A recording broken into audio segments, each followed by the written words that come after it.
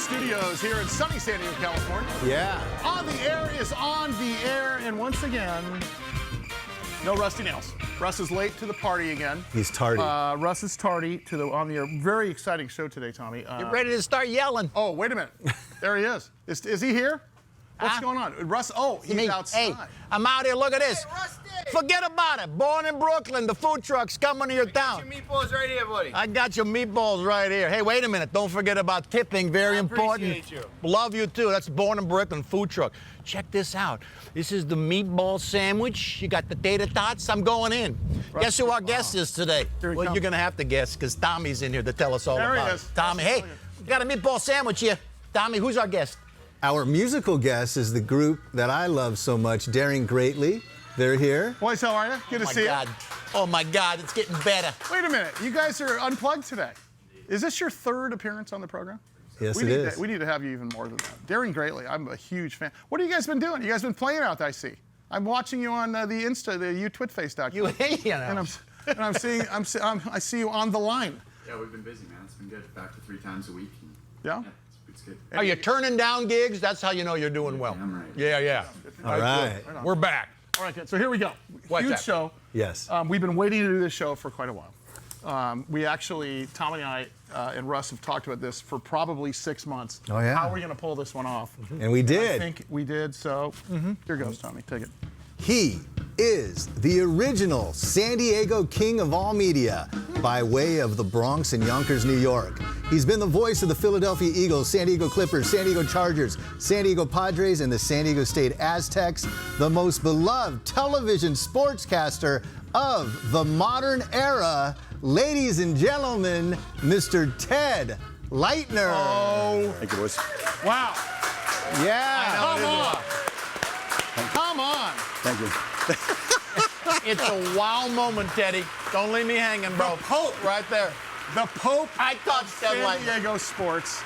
Great to see you in studio, pal. Mr. Leitner. Hey, Tommy. Love you. How are you guys? You know what? It's official. We have had every big name in San Diego. And now. me. That's That's right. Teddy. And me. Can we just start off with maybe the greatest one-liner I've ever heard in my life? Ted Leitner referring to Russ. Oh, sure, Russ. Come on. So what's the story behind this? Be really careful, Russ. I'm watching Really you, Teddy. careful. I'm watching you, Teddy. How did this? So where was this? And set the stage on how. All right, this was many years ago. Ted Leitner coming because I love you, man. Because I'm kind of a sports guy and kind of not. And you're And that by bridge- Personally sports not, guy, no. he means he's not at all. Yeah. But Teddy would bridge the gap between what people are really thinking about what's happening in sports and what is really happening in sports. Anyway, everybody either loved him, but when he dissed any San Diego player, they hated him. And so Well, like when he would announce a Padre loss on the news, he'd say your Padres lost, right. which I loved. that's another story. Most did not. Most did I not. know. No. Ted Leitner would win the best sportscaster and then the worst most or hated. the most hated. I don't know how that works. Well, that's often how that is. when you're the Howard best. Cosell did that nationally, and I was so proud to do it locally. And that's how this joke came up between myself, Pat Gore, Steve Kelly. We were all, just The hanging UT out. cartoonist. UT And cartoonist. Pat Gorse is a well-known comedy writer. Right. Rodney Dangerfield, a Grammy-winning writer. But he came up with the joke about you. And there are no two ways about Ted Leitner. You finish it. You either hate Ted Leitner or you are Ted Leitner. and I think the joke said you either hate Rusty Nailz or you are Rusty Nailz. When Rusty would do that, in whatever club, I was not there. When I first found out about it, my then parents-in-law. Oh, yeah. Yes, they happened to be in the audience. They were so proud. They were love so it. proud. And they heard it and then came home and said, we were at this club and this guy tells this joke about you, and they tell me the joke. No two way. And it's a magic joke because my good friend Steve Kelly, as you know, Sure, me too. cartoonist, just applied that joke to Mario Cuomo. Was that okay? Okay, I saw that's very it. good. Fantastic. That's very Yeah, good. and he thanked That's me and he very good. thanked Pat Yeah, Gorse. and they saw that and they were so upset. And they there's the told me cartoon like right I there. would care. Yeah. Like, it's not a big problem because they're no longer my parents-in-law. Right. That's understandable. Got a couple sets of those. I have many sets. Not that show. Yeah, all the time, yes. Ted and I were talking about everything in San Diego before the show that is no longer here.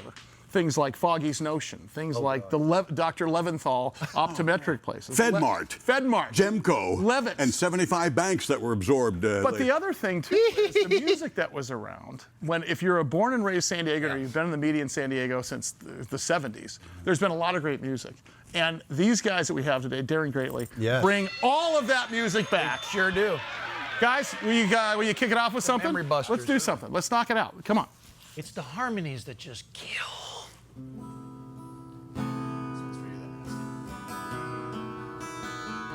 Please don't sing along, though. Okay.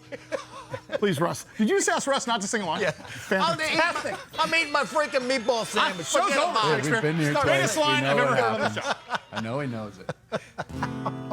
Please don't sing, Russ.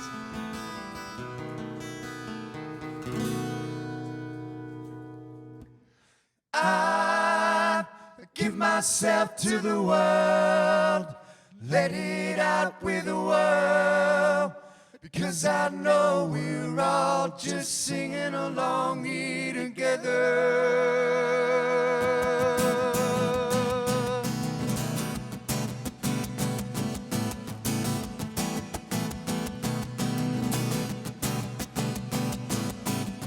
We are wandering, not lost, forget about left or right.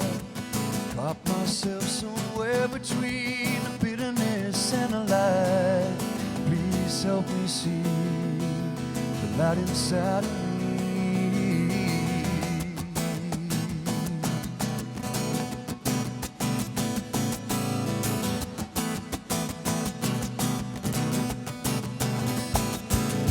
Oh, there are times when I find mother cultures in my mind.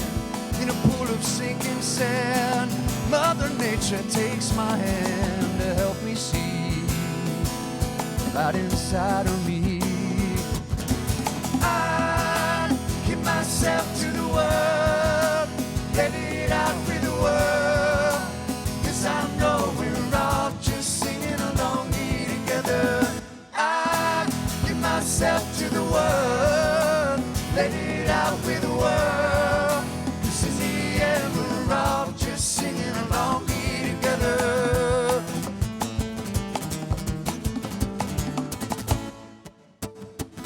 Flowing gently down the stream, oh how life is but a dream, and saw by the billions, living free, no duality between you and me. Oh, feel the energy, and just let it be. I give myself to the world, let it out with the world, 'cause I know we're all just singing along here together. I give myself to the world, let it out with the world, 'cause in the end we're all just singing along here together.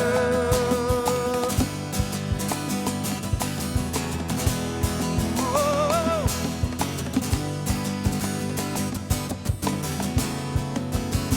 I give myself to the world, let it out with the world, 'cause I know we're all just singing along here together.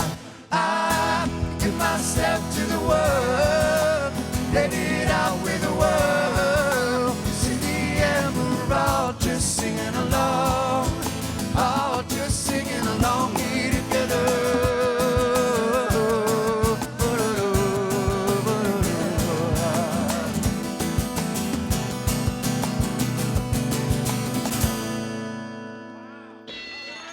Yeah, Are you serious? Daring Greatly. You guys are invited back every single time. I want one of those cool Daring Greatly merch T-shirts there. The Give Myself to the World T-shirt there, pal. Look at the 2019 tour. There you go. Nice job. And that's Dad, who just celebrated a birthday on August 3rd. That's Dale Kroom. Next to Dale is his son, Liam Kroom. Next to Liam is Patrick Kroom, also celebrated a birthday. Same day. And then on percussion, Adopted. Mr. Braden Terrio. Braden Terrio on percussion. Good stuff, you guys. Daring Greatly. All right. But Mr. Leitner, I want to tell you this. I was on a Mr. Leitner. Mr. Leitner. Very You know what? respectful. Tommy, we've known each other so many decades. You can call me Mr. Leitner. Well, Mr. Leitner. So I started on that show with Jeff and Jer May 3rd, 1988. On May 2nd, 1988, we had a meeting with our consultant, and he said, hey, if you're going to try to marry San Diego and be the best you can be, you have to beat the #1 personality, and that's Ted Leitner. That's awesome. He goes, you got to beat him. What If you could try to be as good as Ted Leitner, you might make it. Hey, I got a question. Wow. What's a consultant? You know, What even is that? I know. But that's what he told us. Such a name dropper. So for the I never heard that, and that is so awesome. And I'm in the middle of the end of writing a book, and we're changing the first. Yeah. Oh no, that's going in. That's the first it's one. either on the cover or that's going in the first page. There you go. That's awesome. So let's talk about the very beginning. Yeah. Where are you born? Where are you raised? It all began. Hold on. Small we got log the cabin. Hold on. Ready? Let's bring it back to a gentler Production time. value. Ted Leitner, tell us, where did it start? Bring us back to a gentler time. The year was. Fill in the blank. Oh, now we're getting all maudlin. I'm a very sentimental guy. I could cry on you guys in a second. I know. Start playing the natural music. Start playing the natural music for a sportscast. Especially He's at this done. age. No, I was born in New York. I was a New York kid and running the streets and talking like this. Hey. And that's exactly how it started. And I decided I would go into broadcasting. I was a good football player, but I wasn't a really good football player. Roosevelt High School. Exactly right. Exactly. See the fame. Everybody still remembers. But I thought, well, if I can't play, it's like a consultant. You can't do it. You might as be well a consult. consultant. Exactly right. If you can't play, be a broadcaster. And I had no discernible talent and talked like this in New York, and then decided to go to Oklahoma for college.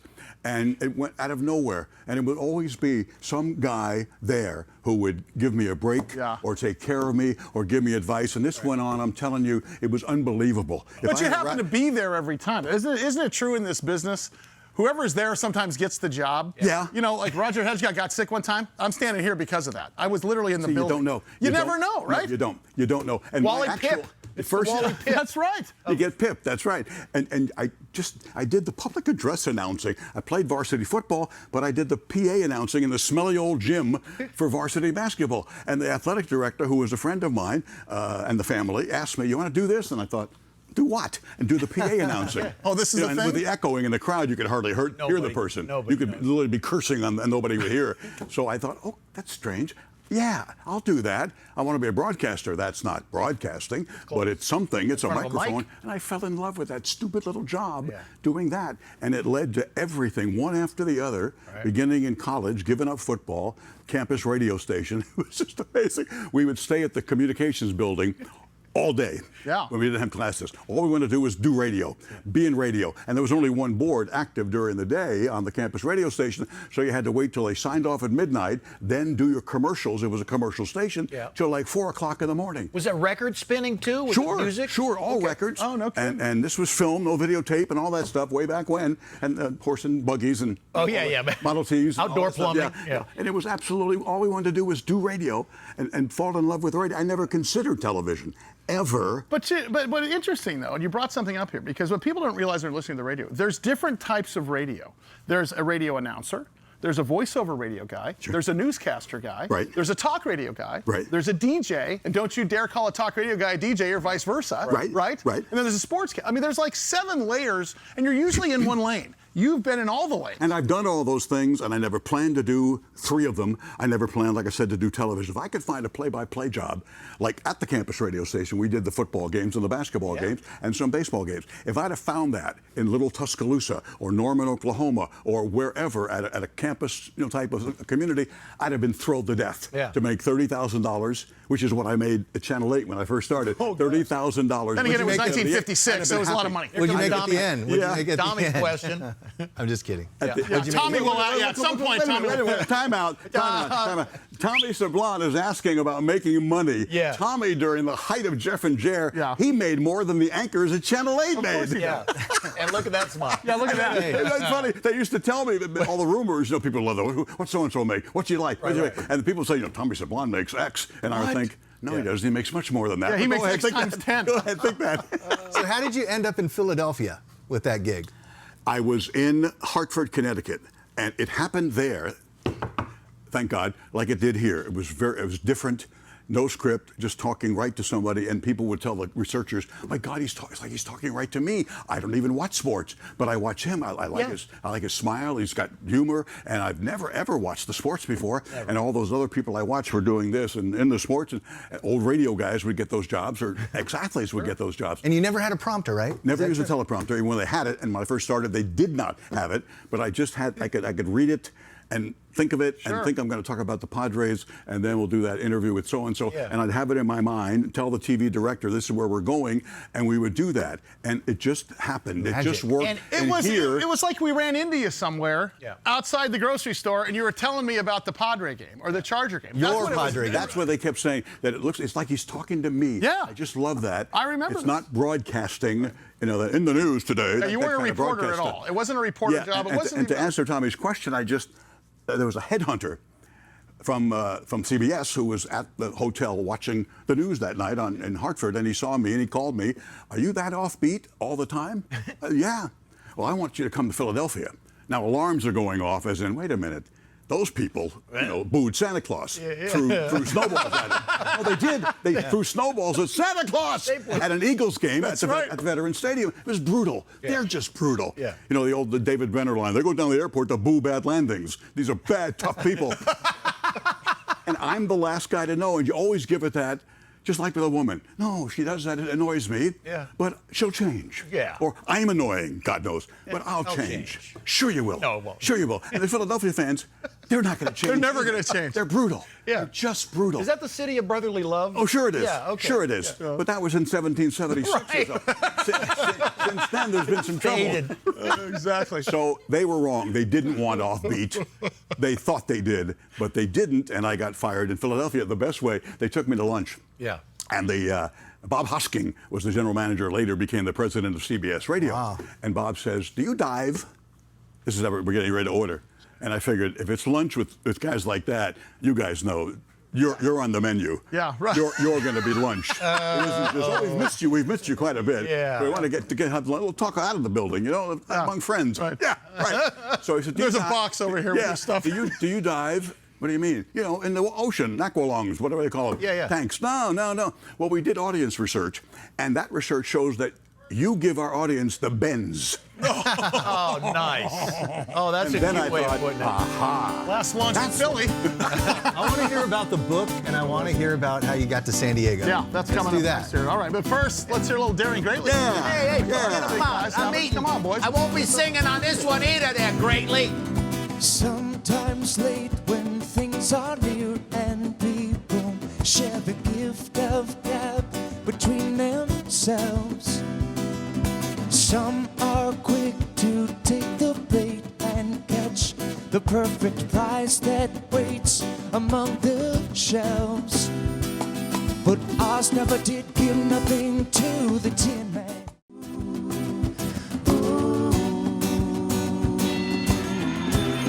Once again, Daring Greatly. Love them.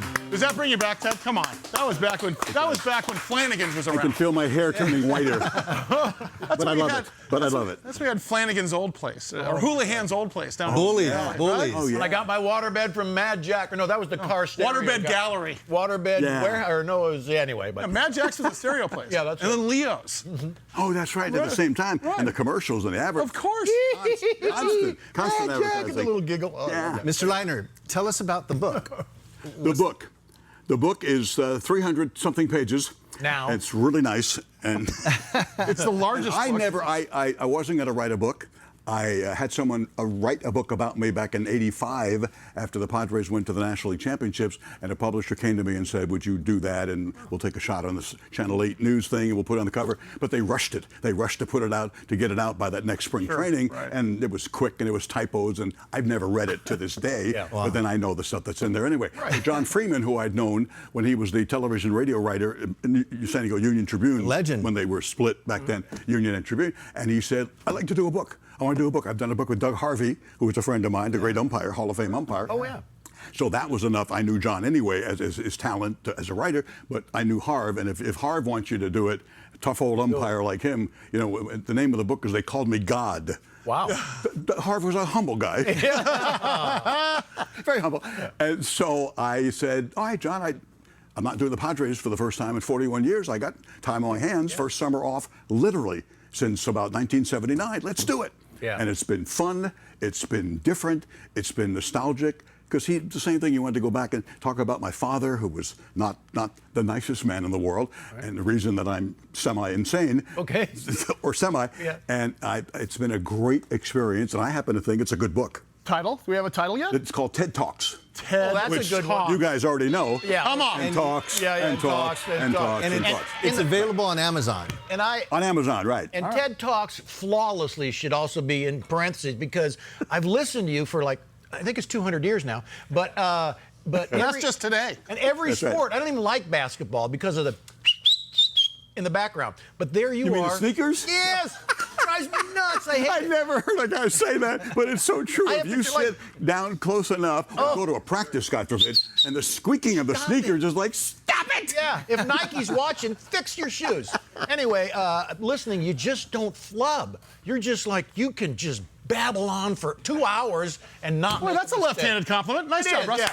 It is something that happens, and we all make mistakes, and I do, certainly. Russ is being nice. Gotta be three of but them. I grew up in New York, like I said, listening to Dan Ingram on WABC in New York, when WABC was, I thought, the most amazing success story. There'll never be another one like it ever. There hasn't been, as I thought KFMB was in San Diego, with that lineup and the revenue, and same thing with Jeff and Jer on B100. I mean, it was just amazing. And Dan Ingram was not just your basic time and temp, stupid reading little jokes out of a book, about Confucius say, that kind of disc jockey. This guy was funny as can be. Recognized as probably the greatest drive time disc jockey. Yeah, a real radio guy. I mean, the guy who set the mold. Absolutely funny.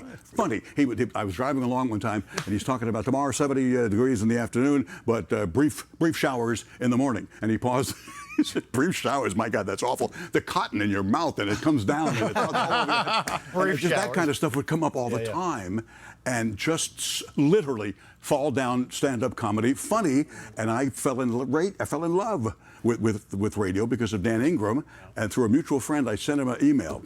As an East Coast guy. Years ago, thanking him. Wow. Thank you for making me fall in love with radio, because you were so great, and it's led to a great career. Wow. Friends off. East Coast fan of radio, East Coast fan of television. It all started there, right? Oh, yeah. How does an East Coast guy who's addicted to East Coast radio, East Coast television, East Coast guy, sound like an East Coast guy, end up in the least East Coast place you could be in this country? I know. And the first football game I ever did for the campus radio station was in Little Rock, Arkansas.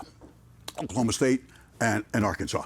And it's only on the campus radio station, and we would drive to get there. We thought we were big time. We thought we were big time. So I go, I'd never seen a college game in person, only on television. The first one I see, I'm broadcasting. I get back, and the professor, Bob Lacey, a wonderful guy, was the head of the radio TV department. And he said, you really did a good job for never having done a game in your life. And I said, thank you. I just have a question, though. Where the hell is Arkansas? No kidding. So that was his way of saying, hey, man, you want to get a job? You got to clean up. You have no chance. You have no chance saying Tulsa.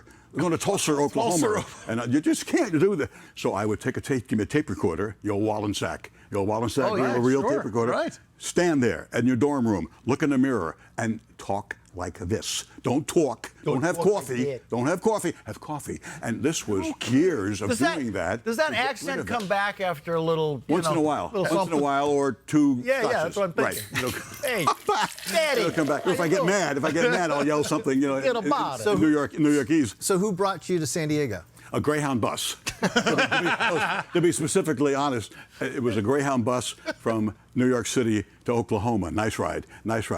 And then when I got fired in Philadelphia, because I gave the audience the bends as the diving thing. Right. Yeah. The guy who was my producer in Oklahoma City when I first started, Jim Loy, said, hey, I'm at Channel 8 in San Diego. I'm producing here.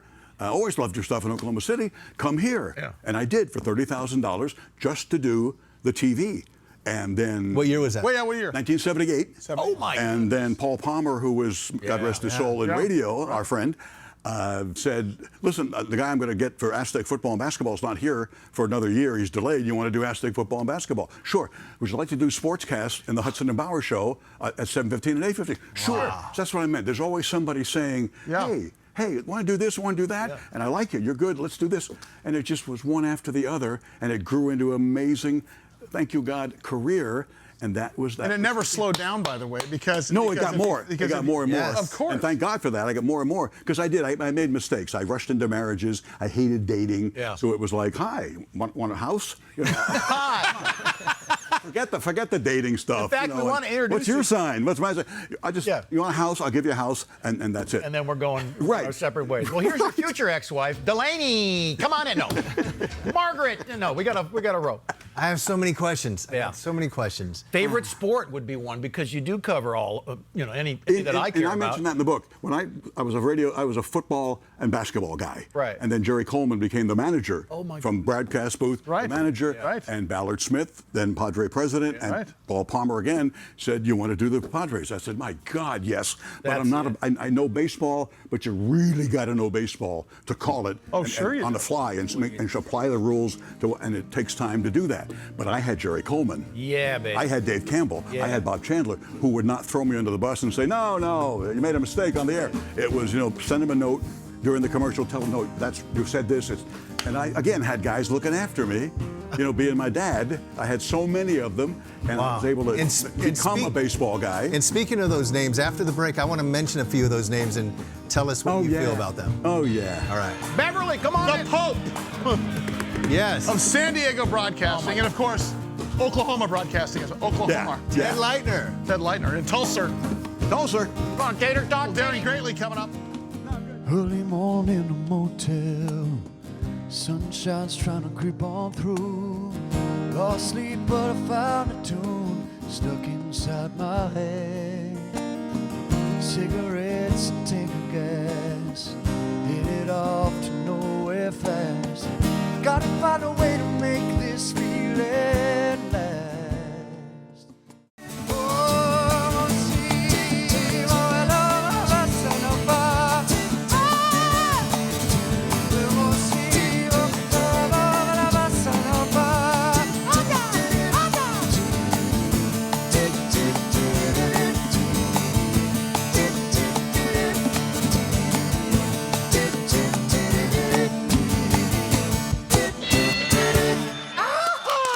Darren Greatly. What you guys don't know at home is that on a commercial break, we just decided out of the blue and said, "Hey, can you guys play this song?" They didn't even give them a chance to say, "Yes, we know this song." No. You guys nailed that thing. Is that even part of your repertoire? Or did you guys figure it out just now? It is. Okay. Okay. I should have said no. Got to admit, Should've that's a said set no. opener. That was a set. That's Hey, you know That what? was good. I just realized I forgot to mention Darren Greatly, by the way. one member of their team, Lila, the dog. Lila the love dog. Lila. We got a shop dog in here. Come on, there you go. Cutest little pup. All right. So Mr. Ted Leitner's here. He has a new book out called TED Talks. It's out on Amazon right now.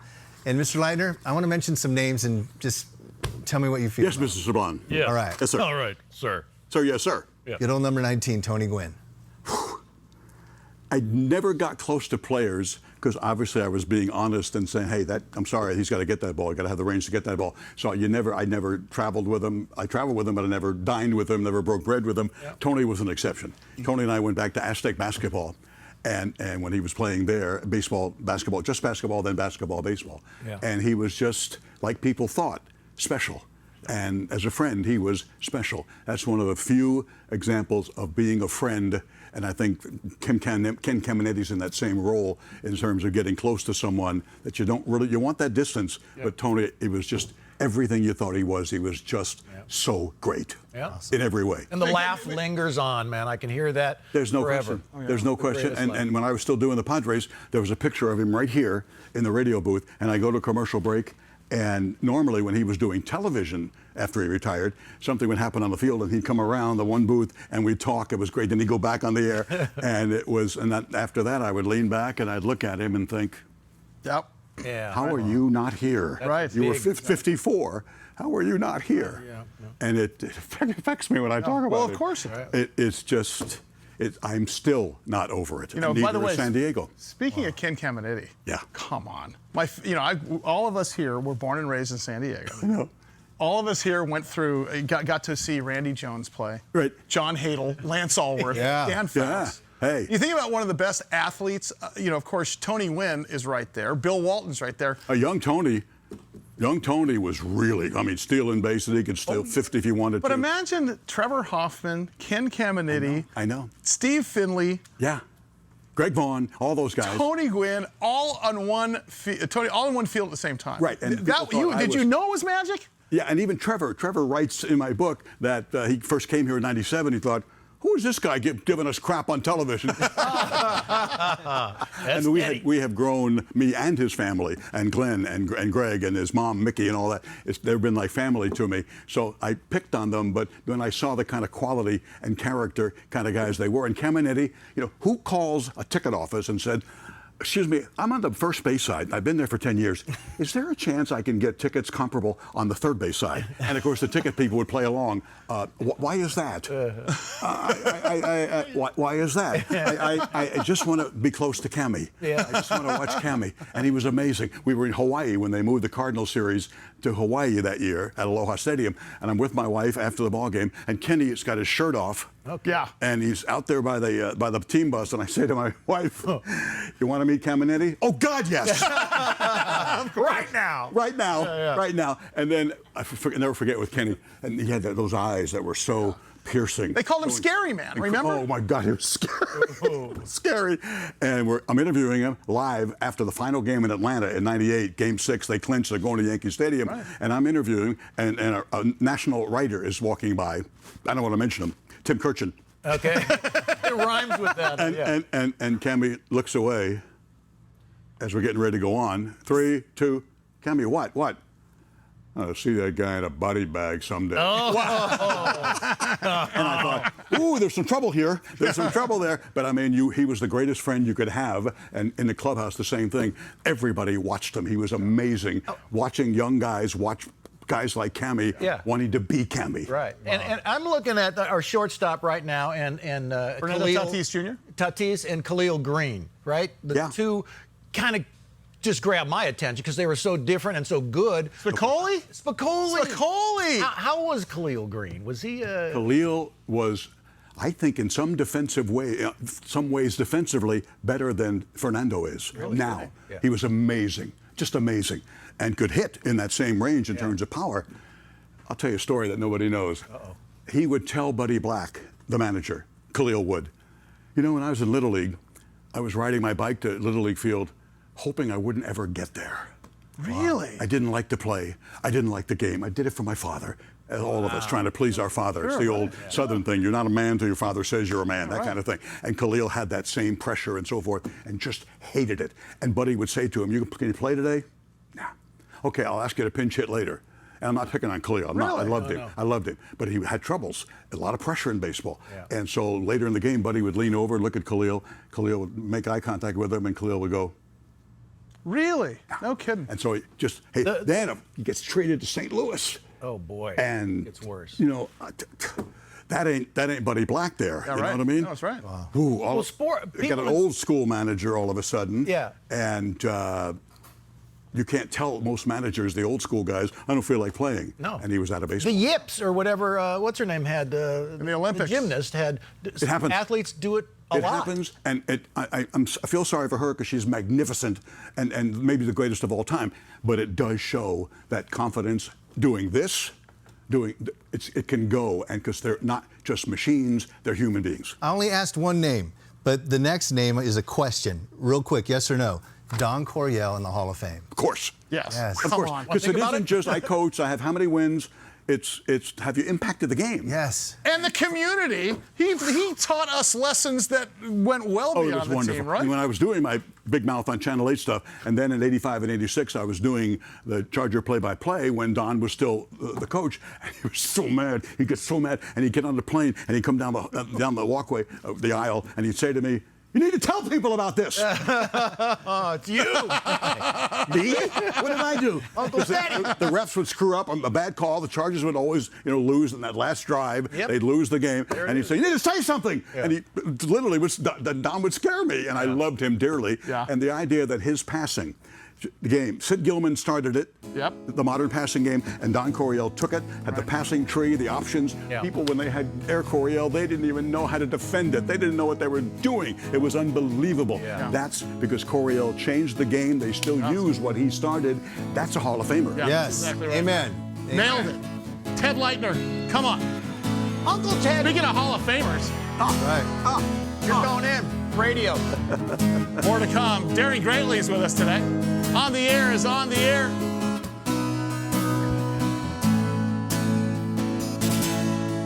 Well, I tried to make it someday, but I got so damn depressed that I set my sights on Monday and I got myself undressed. I ain't ready for the altar, but I do agree there's times when a woman sure can be a friend of mine.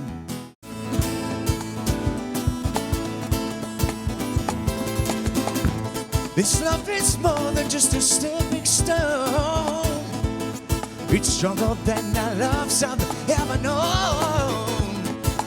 Looking back on everything we've said and done, it's never been a choice to run.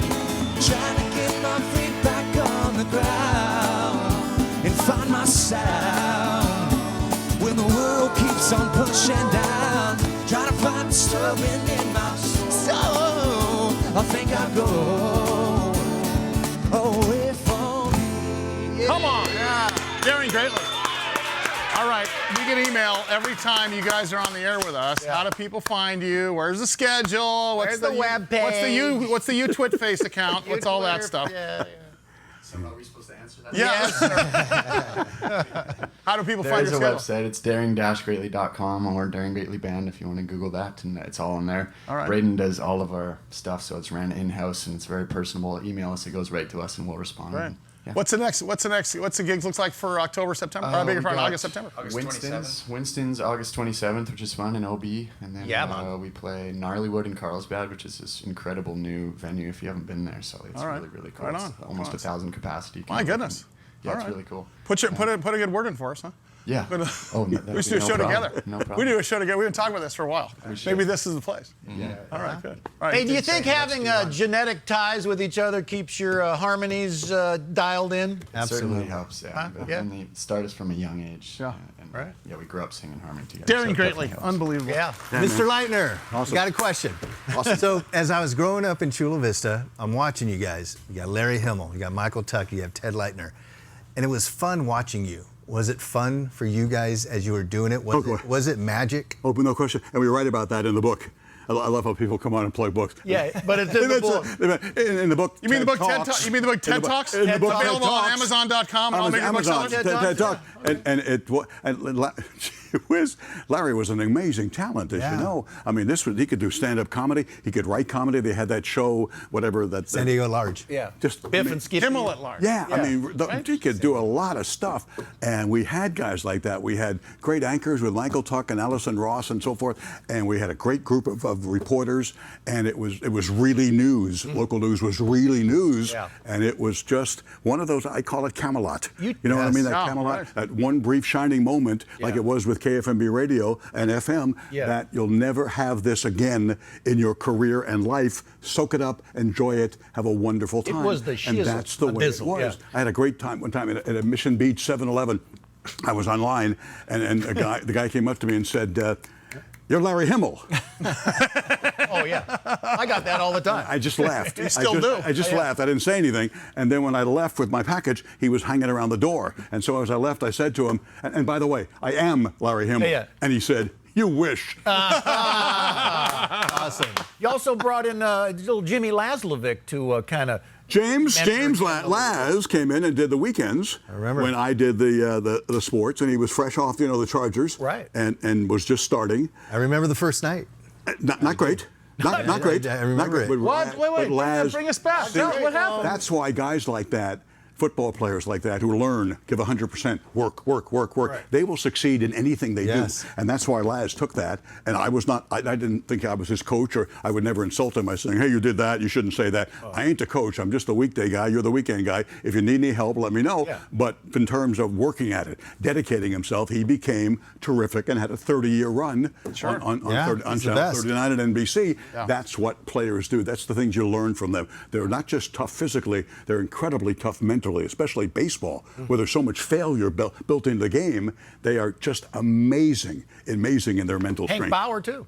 Hank, I say this also in the book Ted Says. Yeah. I think Hank, Ted Talks. Ted Talks. We'll get it, Ted yeah. Says. We'll get that Ted Talks. vote. That's the second book. Not Ted Says. Oh, yeah. Ted Talks. Ted Talks.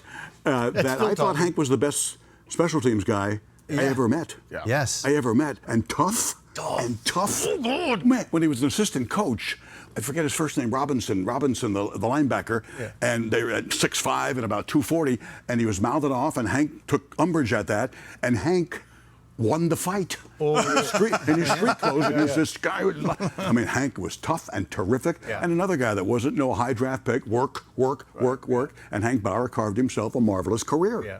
Yeah. Some of the personalities that you got to interview in San Diego sports. Whoa. What's the most? See, that's the deal. I was so lucky I was doing sports, but then I was doing talk shows that were not sports. Right. So I'm meeting, Ted Danson's coming in. Right. And it was funny because Ted Danson on Cheers, who played, the retired pitcher, Sam Malone. Right. Ken Levine, who did some baseball with us and was a big-time writer and producer MASH. in Hollywood, and and wrote for Cheers. And he said, you're going to have Ted Danson on? Ted knows nothing about baseball. He knows absolutely nothing. He knows nothing about sports. And we had this all the time because I'm the consultant. I'm for baseball because Ken knew baseball. And they'd be saying, well, Sam, what happened? How come you retired? Well, I lost some feet off my speedball. Cut. Some feet. Yeah. Some feet off my What? And Ted Danson would say, what? You said speedball. It's fastball. It's fastball. What's a fastball? I have no idea. And I had him on the air, and we joked about that because I said I do sports. Normally, I'm doing a non-sports talk show here, Ted. And he was going around the country. He was exhausted, promoting his latest of 9 different series that he's had successfully on television. But he knew nothing about baseball, playing this retired. And they had hysterical laughs at the things he would say. But meeting those kind of guys, and Jerry Lewis became a good friend, and I worked lady, and he did that. I had him on the air with the Padres in Qualcomm, and right below us, the Lowe's is very close, so he's on the air with me. We're doing an interview, and Jerry says, "What's this? Stanley, Stanley," and whatever percentage, 10 people would name Stanley would look back and say, Stanley. He was too much fun. Oh my God. Too much fun. Wow. Let's take a break and then bring in John Freeman and talk more about TED Talks. TED Talks, not TED Says. TED Talks. And talks. And talks. And talks. Daring greatly. Underneath it all in this life I'm living, I kept an open heart. Through it I found you within my heart. I know what I am to do.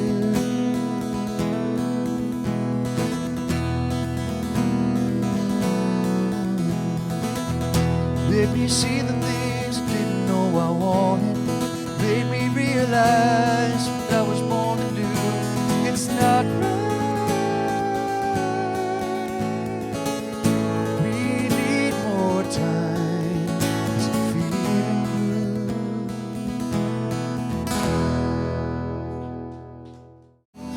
leaving for the last time. Until then, hold me tight. I'm believing this is my time. Until then, I'm yours. Daring greatly. Love Daring Right here greatly. on the air. You Hang on a second before we do this. I forgot. We had. I promised I would say hello to the KOSI viewers that came out to the Belly Up Tavern for the Tommy Castro show. They came out en masse, and it was all on-the-air viewers. But we had a fantastic show out there with Tommy Castro. And it was those guys, I mean, they filled up the place. Because I didn't draw, the KOSI did. It was fantastic. Ted, I got a quick question before we continue. Yes. Who was there ever, because we've all interviewed these people that you hear about and see on television, all of a sudden they're next to you in the studio, right? Mm-hmm. Captains of industry, captains of sports. True. Anybody ever make you sit back and go, oh my gosh, I can't believe this person's coming in? Anybody, were you ever starstruck? And well, no question. I was starstruck with Jerry Lewis. And because he lived on his boat here in Vegas to get out of the heat in the summer. And so he would come to the Padre games and sit with me and Jerry Coleman. And then he would come on in my talk show in the afternoons and mornings. And we get together for meals and stuff like that. I went to his house in Las Vegas when Aztecs were playing there. And I walked into his house and I said, Jerry, where's the gift shop? What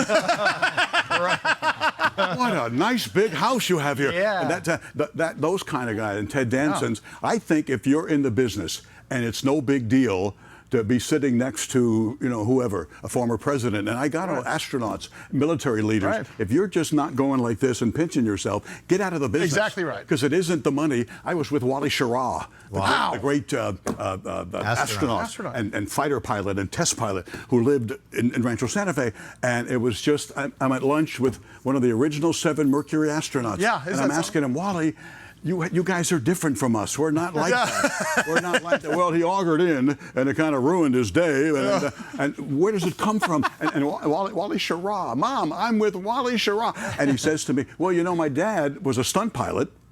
And my mom was the wing walker.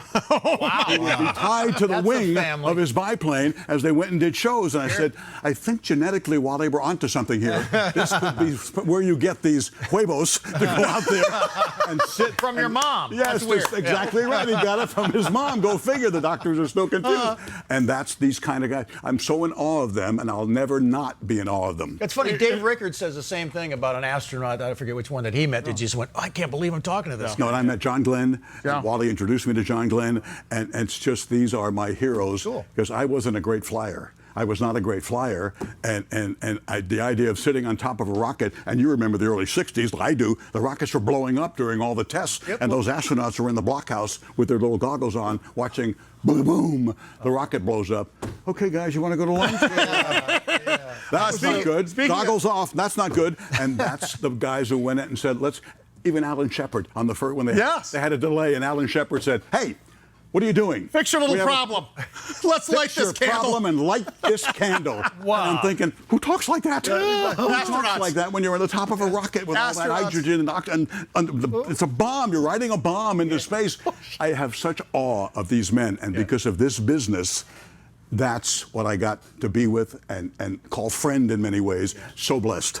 You're sitting next to a legend right now. Yes. By the way, a San Diego native. Sitting on a rocket now. All 4 San Diego natives are here. Because there's only 4 of us left here in San Diego. That's right. Of course, John Freeman for the UT. Fantastic to have you here. Son of Don Freeman. Yeah. Wow.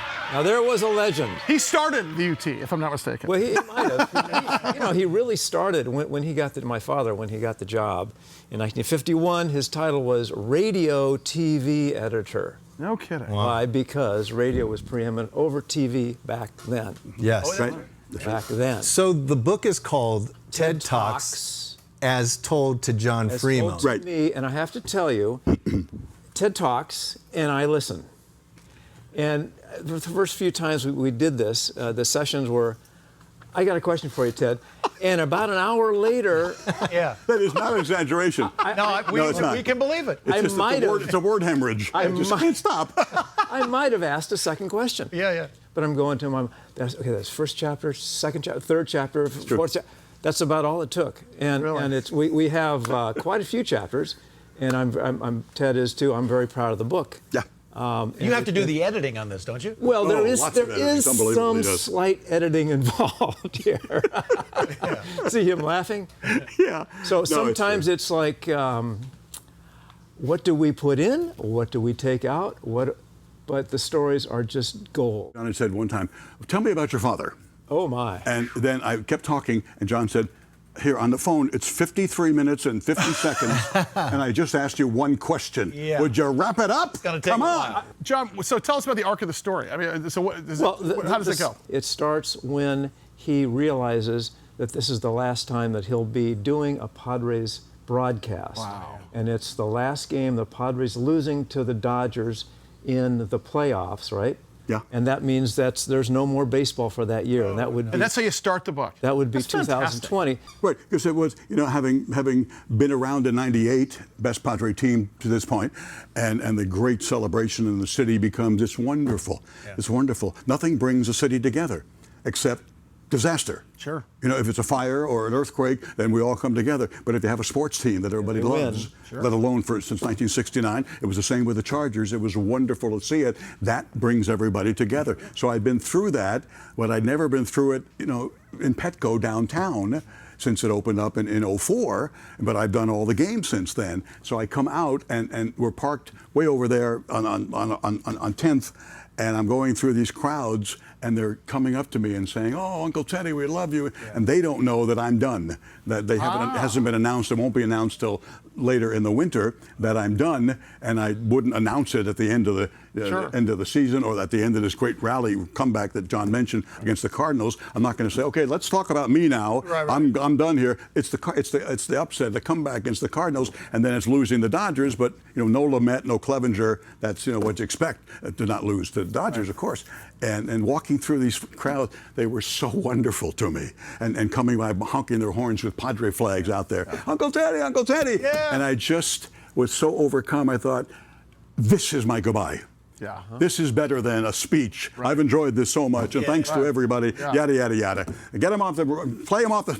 Hey guys, play him off the stage. Play Teddy off the show right now. That's right. That's right. I love you, Darren. Play him off the stage. This was better in goodbye than saying goodbye. Of course. Can we make this part 1, by the way? Anytime. Because we need part. We need part 2, 3, and 4, as you well know, John. Right? Well, we're only in chapter 3 here. Right. Darren Greatly. He's only scratched the surface of a very, very, very.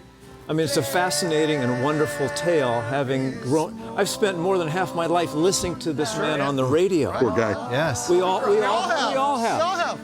I apologize for this. I want to thank you. Thank you, Mr. Leitner. Thank you, Mr. Ted Leitner. Leitner. Love you. Thank you, guys. Love you. John Freeman. Thank you all. Guys, Ted Leitner. Thanks, guys. And Darren Greatly. Play him off. Play me off. Daring.